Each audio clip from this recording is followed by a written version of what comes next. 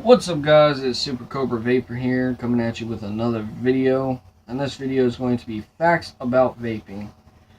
And the reason I am making this video is because I've seen a lot of YouTube videos that are claim to be facts about vaping, but they're really not. So let's go ahead and put this little cap back on.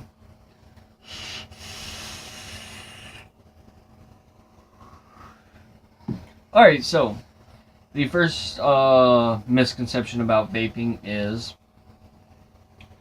mods. And do they blow up? A lot of people say yes. And yes, they can blow up. But do they do it on their own? Most of the time, no. You have to be doing stupid shit with it. And I seen a comment on a video that was one of those wannabe facts about vaping.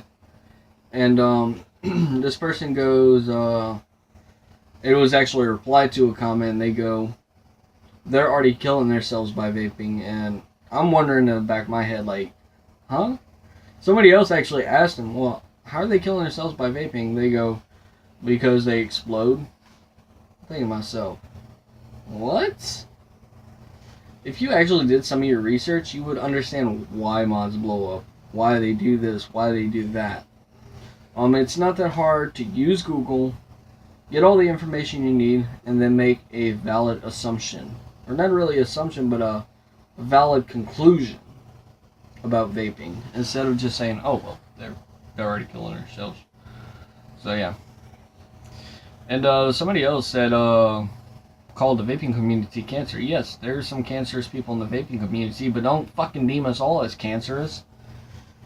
That'd be like me saying everybody who's into JDM cars are racers. And that's simply not the case. JDM stands for Japanese Domestic Market. Racer is someone who really doesn't give a fuck about their ride and just puts whatever the fuck they want on it. Body kit wise. Extreme camber. They're not all like that.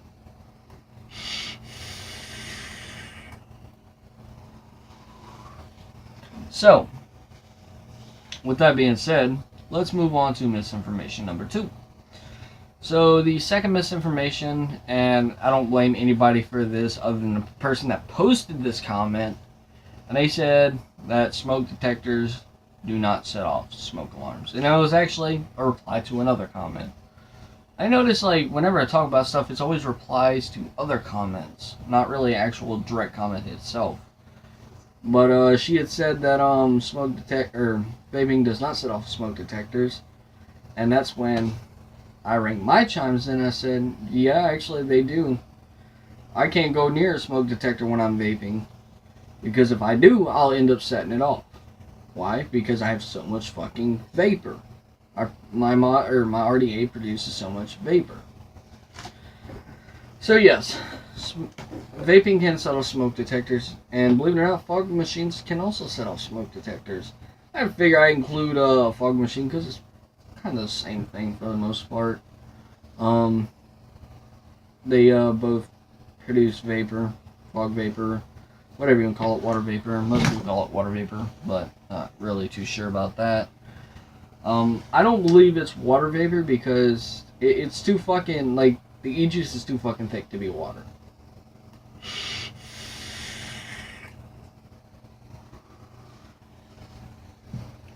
And, if you tried to vape pure water, you'd probably fuck your mod up for one, because water is thin, and it destroys electronics, put it that way. It fries it. And if it's salt water, that's even fucking worse, because salt water destroys electronics and fucking corrodes metal, or makes metal rust, especially steel.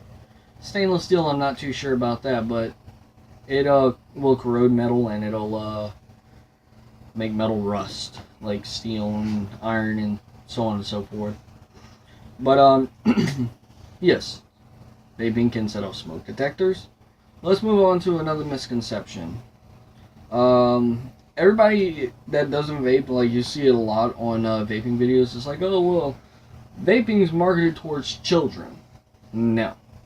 The reason people say that is because there's all these fruity flavors like Gush, and there's Zebra Stripe, which is supposed to be modeled after or supposed to taste like zebra stripe gum, which it does.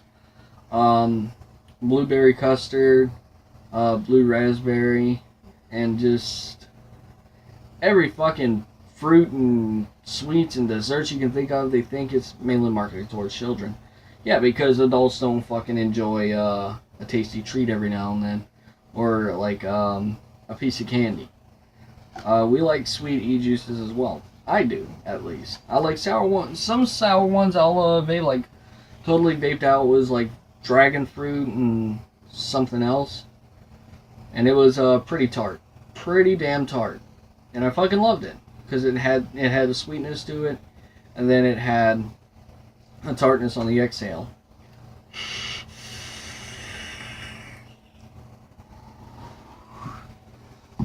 Alright, so I don't know if I can't tell if that's all or if I'm forgetting something. I don't really know. Oh yeah, I am forgetting one thing. Everybody is under the assumption that vaping causes popcorn lung. Well, I did some research a few minutes ago, and I looked at various sites, and it all came back pretty much the same. Popcorn lung has not been directly linked to vaping. Now, if you don't know what popcorn lung is, you can do the research, but in a short, what causes popcorn lung is diacetyl, which is an ingredient used to give popcorn a buttery flavor. And I checked out Snopes, even though I fucking hate Snopes. I just checked it out to see. And like I said, everything came back the same. It has not been directly linked to popcorn lung. So yeah. And I think that pretty much wraps it all up. And I do want to say one thing. Battery safety is important. And this goes back from when I was talking about mods exploding. If you have the right batteries, and you know what you're doing when it comes to coil building or even coil installing, you know your Ohm's law, you'll be perfectly fine. So yeah.